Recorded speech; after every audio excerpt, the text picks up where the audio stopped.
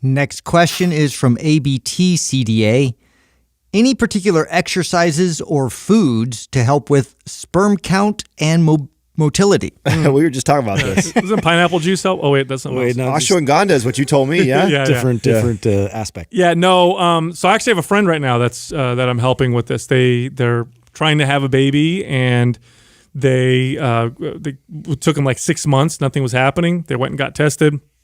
Sperm count was super, super low. They changed their sleeping habits and some stress management. They got their sperm count to go up, but still below the number that they say you need to be considered fertile. So we're having this conversation. So there's a couple things. One, anything that will naturally raise testosterone typically also raises your sperm count. And I say that naturally because you could take steroids, which will raise your testosterone, but that'll do the opposite, lower your sperm. So anything that naturally raises testosterone tends to also simultaneously improve sperm count or increase sperm count and improve motility, which is the ability of sperm to move and their overall health, right? So lifting weights, but do so in a strength building fashion. Don't focus on trying to lose weight or cut your body unless you're really obese. If you're not obese and you're kind of right around normal weight, even if you're a little heavier than normal weight, focus on building strength because that's anabolic. That raises testosterone, can also raise sperm count. Make sure you have good sleep, you manage your stress properly. As far as foods are concerned, adequate fat, protein, and carbohydrates. You don't want to be too low in anything. Animal fats help a lot with this. Dietary cholesterol might actually help with this. Eggs, egg yolks. Make sure you have enough nutrients, zinc and vitamin D. When those are low, you start to see sperm counts issues start to happen. And then as far as supplements are concerned, ashwagandha, very effective and proven. Then along those lines, you could try things like tribulus is another herb that can sometimes help men. You have horny goat weed, which might help. That might just be a libido booster, but there's some studies that show that it might help with sperm.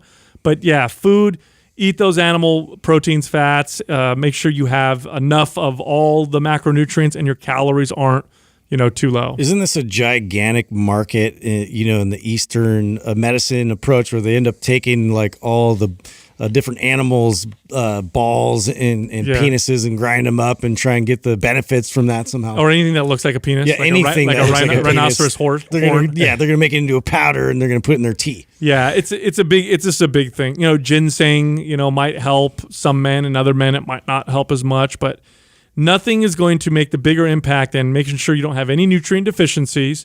So I said zinc and D, could also be B vitamins.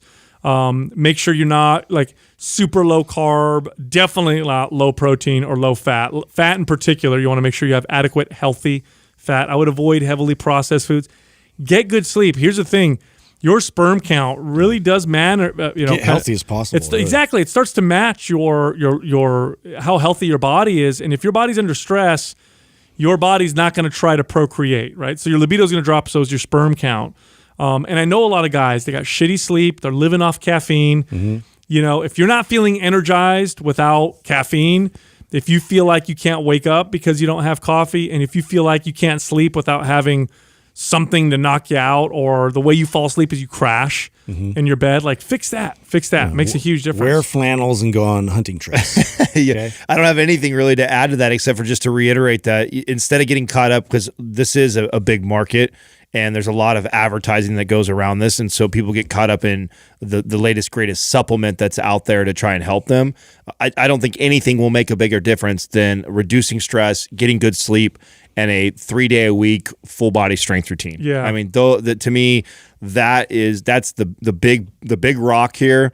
Get those things dialed in. A good balanced diet, low stress, strength training, good sleep. Those things, if you master that, then all the other things watch the volume. Yeah, watch the volume go up. Yeah, and the best, if you want like an organized workout program of all the workout programs that we have, I would say MAPS Anabolic would probably be most appropriate for a man trying to improve testosterone and sperm count. Oh, another supplement. Here's an interesting creatine.